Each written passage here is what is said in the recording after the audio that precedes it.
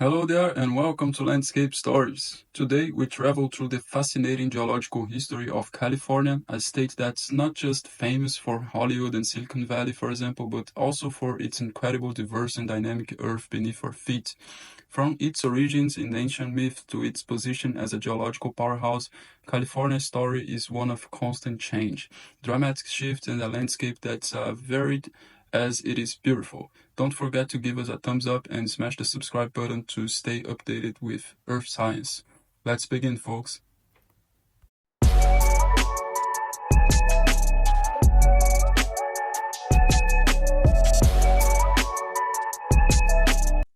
California is the westernmost state in the United States, touching the Pacific Ocean on one side. It shares its border with Oregon to the north, Nevada and Arizona to the east, and the Mexican state of Baja California to the south.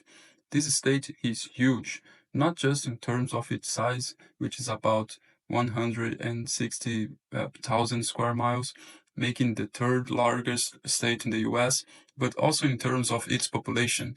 Over 38 million people live there, making California the state with the most people in the entire country and the most populated area in North America that's not a country itself. The name California comes from a fantasy story about an island ruled by Queen Calafia, found in a Spanish book from the year 1510 called The Adventures of Esplandian.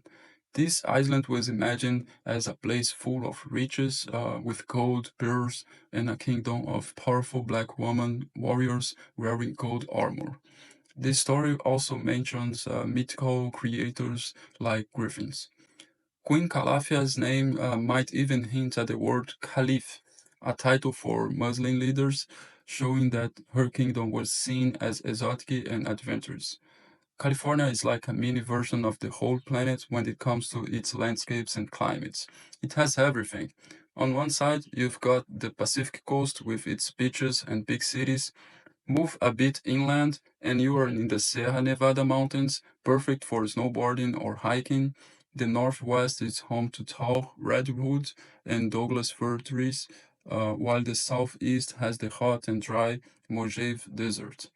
California's ground is super complicated and interesting. It has lots of mountains, big cracks in the earth, what we call faults, and areas where the ground moves a lot, like with tectonic activity. This is because a long time ago, small islands and parts of the ocean floor slowly joined onto the edge of North America, creating mountains and valleys. Long before California looked anything like it does today, its early history was pretty mysterious. Scientists have found rocks in California that are super old, dating back about 1.7 billion years, showing there were big changes happening even back then. Around 1.4 billion years ago, there was a period when the Earth's crust in the area was changing due to volcanic activity, creating new types of rocks.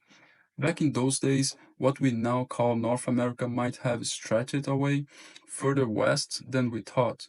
Some scientists think a big piece of land actually broke off and drifted away a really long time ago, in the late Precambrian era. For a while, the edge of North America, where California is now, was kind of like the chill side of a continent, not doing so much, just hanging out next to an ocean, similar to the east coast of the US. This area was covered by shallow seas, where lots of sediments from the continent piled up over time, making a big underwater shelf. This was the scene for a really long period, from the very end of the Precambrian era through the early part of the Paleozoic era, when layers of sediment kept building up under the sea right next to the ancient land. Imagine a scene kind of like the islands and seas you would see around the Pacific Ocean today. Back then, during the late Paleozoic to early Mesozoic periods, which means a really long time ago, hundreds of millions of years ago, the edge of what is now North America was dotted with islands and surrounded by seas, not all attached to the continent yet. Some parts of California actually start off as these islands or pieces of ocean floor, and they weren't even close to where California is now. Over time, these islands and bits of ocean floor moved closer and eventually stuck onto the side of the continent, making it bigger and shaping what's now the western part of the US, including places like the Sierra Nevada and Klamath Mountains. As times went on, the way the Earth's plate moved changed. By the middle of the Mesozoic era, the edge of the continent started to look more like the west coast of South America does today, with a big trench in the ocean floor and a bunch of volcanic activity. This was when a lot of California's mountains range starts forming. The volcanoes that were active then have left behind the big granite rock formations we see in the Sierra Nevada and other places, which are kind of like the underground roots of those ancient volcanoes. During this crazy time of volcanoes and moving islands, more bits of lands, including more islands, crashed into the continent and stuck to it, making California even bigger. Some of the messy mix of ocean rock and sediment, called what we call melange, and other materials got squished and added to the land too, especially in areas like the coastal ranges. And there was a big basin called the Great Valley, filled with sediment from all this volcanic activity, separating the new mountains from the ocean trench. So basically, California is a mixtape of different pieces of the Earth that have come together over millions of years through a bunch of dramatic Earth movements and volcanic building projects. And if that doesn't deserve your like and subscription, I don't know what it does. In the more recent part of Earth history, during the later Cenozoic era, the way California's ground moved started to change again. Instead of two plates pushing against each other in a subduction zone, the movement along the San Andreas fault system became more of a sliding past each other, like a transform motion. This caused the land southwest of the fault to move a lot, like hundreds of miles northwest.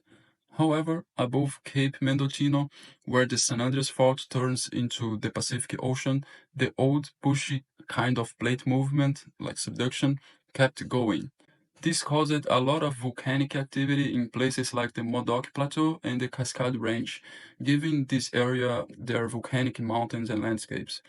At the same time, in eastern California and over in Nevada, the ground was being pulled apart, which made long mountains and valleys that spread out across the area known as the Basin and Range Province.